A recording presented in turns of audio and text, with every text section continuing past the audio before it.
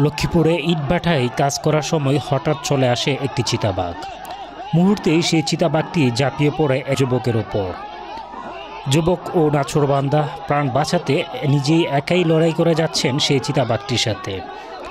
তবে এখানে আমাদের হাতে ফুটেজ আসার পর আমরা যে বিষয়টি খেয়াল করেছি সেটি হচ্ছে, এখানে কিন্তু অনেক মানুষ দাঁড়িয়েছিল যারা সবাই এই বিষয়টিকে উপভোগ করছিল, কিন্তু এখান থেকে একজনও তাকে হেল্প করার জন্য যায়নি। সে একাই লড়ে যাচ্ছিল সেই চিতাবাঘটির সাথে।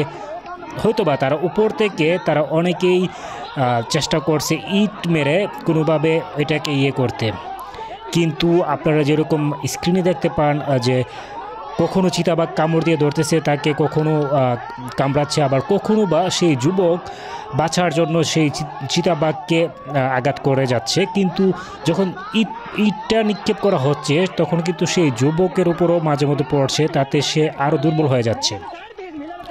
তো প্রশ্ন হচ্ছে যখন যুবক এভাবে চিতাবাঘটিকে ধরে রাখলো, তার মধ্যে যদি 5 জনও যেত তখন কি সে এই যুবকটিকে আর কামড় দিতে পারতো এই চিতাবাঘটি? প্রিয় দর্শক, আপনাদের মতামত কি এই বিষয়ে? এবং যারা ভিডিও করছে, অবশ্যই ভিডিওটি যিনি করছে তার একটি দায়িত্ব ছিল অন্যরকম, তিনি ভিডিও করছে, ভালো করেছে, কিন্তু চিতাবাঘটি যেভাবে কামড় দিল তাকে, কিন্তু কেউ কিন্তু তাকে উদ্ধার করতে যায়নি।